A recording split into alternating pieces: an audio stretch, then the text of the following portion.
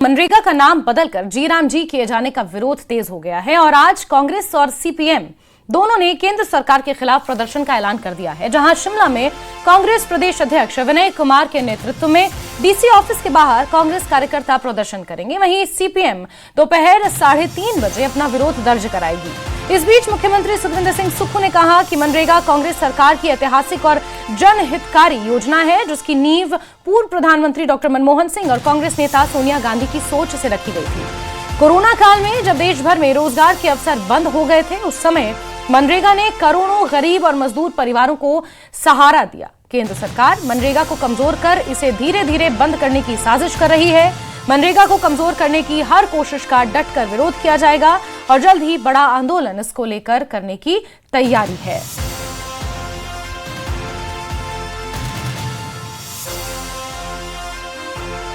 मनरेगा एक रोजगार गारंटी योजना थी जो ग्रामीण क्षेत्र के युवाओं के लिए और ग्रामीण क्षेत्र के लोगों के लिए, वो किसी भी अवस्था में कोई भी महिला काम करना चाहती है उसके लिए 100 दिन की रोजगार गारंटी योजना कांग्रेस की सरकार देश में लाई। ये डॉक्टर मनमोहन सिंह जी की सोच थी, श्रीमती सोनिया गांधी जी की सोच थी। और जब कोरोना आया तो रोजगार के सारे अवसर बंद हो गए, लॉकडाउन हो गया। उस समय किसी ने पूरे हिंदुस्तान की 140 करोड़ की पॉपुलेशन को रोजगार उपलब्ध करवाया, तो मनरेगा के रूप में उपलब्ध करवाया। और जो मनरेगा इन्होंने बंद की है, हिमाचल को उसका बहुत नुकसान हो गया। मैंने तो मनरेगा के में जो काम करने वाले उनकी 2 साल में जो वेजेस थे वो भी 80 रुपीज़ पर डे के हिसाब से बढ़ा दिए थे। हिमाचल प्रदेश की कांग्रेस पार्टी इसको बड़ी गंभीरता से ले रही है और जल्दी ही हिमाचल प्रदेश में आने वाले समय हम सब लोग मनरेगा को लेकर एक आंदोलन की भी शुरुआत करेंगे। और करीब 2 दशकों बाद केंद्र सरकार ने ग्रामीण रोजगार योजना में मनरेगा को नए स्वरूप वीबी जी राम जी यानी विकसित भारत गारंटी फॉर रोजगार एंड आजीविका मिशन कर दिया है। इसे लेकर सांसद सुरेश कश्यप नाहन ने विपक्ष के विरोध पर पलटवार किया। उन्होंने कहा कि मनरेगा में करीब 20 साल बाद व्यापक सुधार किया गया है और इसे अधिक पारदर्शी और प्रभावी बनाया गया है। विपक्ष इसे बेवजह तूल दे रहा है। कांग्रेस ने भी यूपीए सरकार के दौरान ही मनरेगा का नाम बदलकर मनरेगा किया था, नरेगा का नाम बदला गया था और उस वक्त इसे मनरेगा किया गया था। इसलिए नाम परिवर्तन को लेकर राजनीति करना उचित नहीं है। नए विकसित भारत जी राम जी से इस योजना में भ्रष्टाचार और फर्जीवाड़े पर सख्ती से लगाम लगेगी, लेकिन अब ग्रामीण परिवारों को 100 दिनों की बजाय 125 दिनों के रोजगार की गारंटी भी मिलेगी, जिससे ग्रामीण क्षेत्र में आजीविका के अवसर बढ़ेंगे और आर्थिक मजबूती आएगी।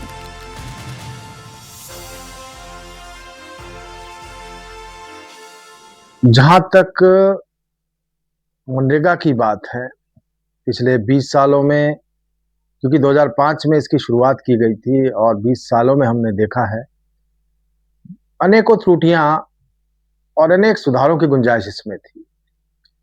शुरुआत से लेकर शुरू में, क्योंकि इसका नाम नरेगा था, बाद में इसको मनरेगा किया गया।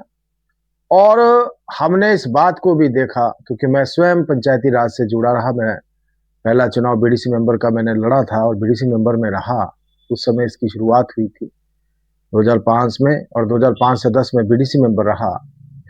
हमने देखा है कि किस प्रकार से भ्रष्टाचार की जो सीमाएं लांघी जाती थी। हम जानते हैं, हम स्वयं इस बात को अनुभव करते हैं कि किस प्रकार से फर्जीवाड़ा इसमें होता था, फर्जी जॉब कार्ड्स बनाए जाते थे और फर्जी दिहाड़ियां लगती थी। साथ ही साथ केवल मात्र 100 दिन का रोजगार इसमें दिया जाता था।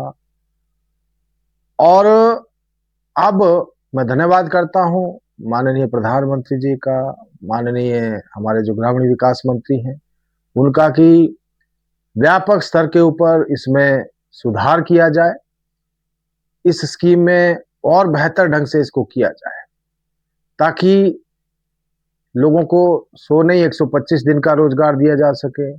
जो फर्जीवाड़ा होता था वो चाहे दिहाड़ी का होता था, अब जो है डिजिटली उसकी अटेंडेंस लगे। और ऊना में सांसद अनुराग ठाकुर ने मनरेगा को लेकर कांग्रेस की बयानबाजी पर पलटवार किया। उन्होंने कहा कि मोदी सरकार गरीबों और जरूरतमंदों के हित में लिए जा रहे फैसलों से बौखलाई हुई है। उन्होंने कहा कि देश में करोड़ों श्रमिकों को अब 100 दिन की बजाय 125 दिन की दिहाड़ी मिलेगी और इसका कांग्रेस खुलकर विरोध कर रही है। कांग्रेस ने भी अपनी सरकार के दौरान नरेगा का नाम बदलकर मनरेगा किया था। अनुराग ठाकुर एक प्राइवेट स्कूल के सालाना समारोह में शिरकत के दौरान ये बात कर रहे थे। कांग्रेस इस बात को हजम नहीं कर पा रही कि देश के करोड़ों गरीबों को, जरूरतमंदों को अब 100 दिहाड़ी की बजाय 125 दिन दिहाड़ी लगाने का अवसर मिलेगा। और जो मानदेय था उसको बढ़ाने का काम भी मोदी सरकार कर रही है। यही नहीं, जो 15 दिन बाद पेमेंट मिलती थी अब 1 हफ्ते में पेमेंट मिलेगी। जो कांग्रेस के समय पैसे खा लिए जाते थे आज सीधा बैंक खातों में पैसे आते हैं। अगर जहां तक कांग्रेस महात्मा गांधी जी के नाम की बात करती है, 2009 में फिर जाके महात्मा गांधी नरेगा नाम इसका रखा गया। तो मैं कांग्रेस से सवाल पूछता हूं, इनको महात्मा गांधी 2009 में याद आए, इससे पहले याद नहीं आए? पहले क्यों नहीं याद आए? पहले तो जवाहर जी के नाम से रखा था। आज अगर हम कोई नई योजना लेकर आ रहे हैं और उसका नाम है विकसित भारत के लिए गारंटी फॉर रोजगार एंड आजीविका मिशन ग्रामीण, यानी कि ग्रामीण भारत के विकास के लिए, विकसित भारत के संकल्प से सिद्धि की यात्रा के लिए जी राम जी बिल हम लेकर आए हैं। लेकिन कांग्रेस को राम नाम का विरोध करना है, राम में विश्वास करने वालों के काम का विरोध करना है। राम सेतु का विरोध करते थे, राम मंदिर का विरोध करते थे, और अब गरीबों के विरोध पर भी कांग्रेस पार्टी उतर आई है। और कुल्लू में पूर्व मंत्री और बीजेपी के सीनियर नेता गोविंद सिंह ठाकुर ने सुक्खू सरकार के 3 साल के जश्न को लेकर हमला बोला है। उन्होंने कहा कि जिस प्रकार आपदा में मंडी में 400 लोगों का जीवन चला गया और अभी तक कई लोगों के शव बरामद भी नहीं हुए हैं, ऐसे में सरकार ने मंडी में जश्न मनाकर जले पर नमक छिड़कने का काम किया है। सरकार अब जनता और कर्मचारियों को डराने धमकाने का काम कर रही है। मंडी की रैली में कांग्रेस की अंदर और बाहर की गुटबाजी उजागर हो गई है कि सुक्खू सरकार ने आपदा प्रभावितों के जख्मों को हरा कर दिया है और उन्होंने उस मंडी जिला में अपने 3 साल का जश्न मनाया, जहां पर लगभग 400 लोगों का जीवन चला गया। अनेकों परिवार अभी तक ऐसे हैं जिनकी या जिनके परिजनों की मृत्यु हुई है, उनकी लाशें तक नहीं मिली है। और वहां पर आकर के जले पर नमक छिड़कने जैसी बात की है। ना आपदा प्रभावितों के लिए कुछ कहा और ना कोई मदद की। और हिमाचल प्रदेश के विश्वविख्यात शक्तिपीठ श्री नैना देवी में रविवार की छुट्टी के चलते श्रद्धालुओं की भारी भीड़ उमड़ पड़ी। माता रानी के दरबार में करीब 20,000 श्रद्धालुओं ने हाजिरी लगाई।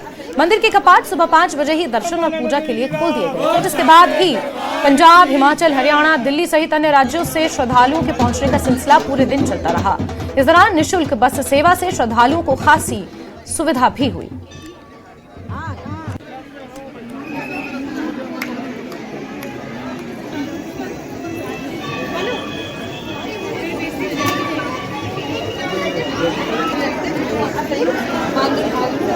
नैना देवी जी का बोल सके दरबार की जय।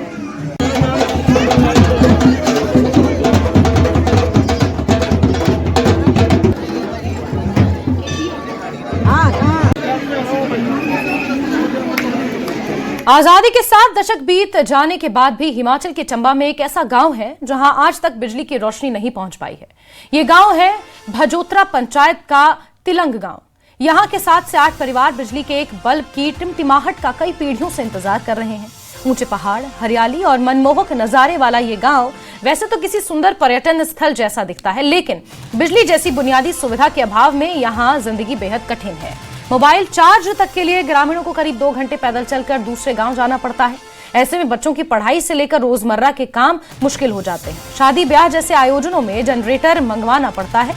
हैरानी की बात यह है कि महज 200 से 300 मीटर दूर दूसरे गांव में बिजली पहुंच चुकी है, लेकिन तिलंग गांव अभी भी अंधेरे में है। ग्रामीणों को उम्मीद है कि उनकी आवाज सरकार तक जरूर पहुंचेगी और तिलंग गांव जल्द बिजली की रोशनी से जगमगाएगा। जब से मैं अपने होशवास में हुआ तो मैंने अपने थ्रू से भी पंचायत प्रधान को बोला, प्लस बिजली विभाग के पास भी नोटिस दिए है, बिल्कुल प्लस जो हमारे विधायक है, पूर्व विधायक या जो अभी वर्तमान है, उनसे भी बातचीत हुई है। लेकिन इसमें सर बात ये है कि आश्वासन मिलता रहा हाँ कि हाँ जी आपका काम हो जाएगा। जब इलेक्शन आते हैं जी इलेक्शन टाइम में जब हाँ जी आपका काम हो जाएगा। सर मैं सुबह का मोबाइल चार्जिंग करने गया था और सर अभी पहुंच रहा हूँ बस अभी। कितनी देर लगी आपको वहां से यहाँ तक? सर 3-4 घंटे लग गए। 3-4 घंटे? हाँ जी। मोबाइल चार्ज करना? हाँ जी। तो सर यहाँ पे बिजली नहीं है और हम घर वालों को शादी को गए हैं, कहीं गए हैं और कॉल करना तो नहीं कर सकते हैं। हाँ जी। रात को समय सर दिक्कत होती है, पढ़ाई नहीं हो सकती है हमारे से। हाँ जी। सोलर कितना चलता है? सोलर सर 3-4 घंटे चलता है। और इसी के साथ हिमाचल की खबरों में अभी के लिए बस इतना ही, लेकिन न्यूज़ 18 JKLH पर खबरों का सिलसिला जारी है। हमारे साथ बने रहिए। नमस्कार।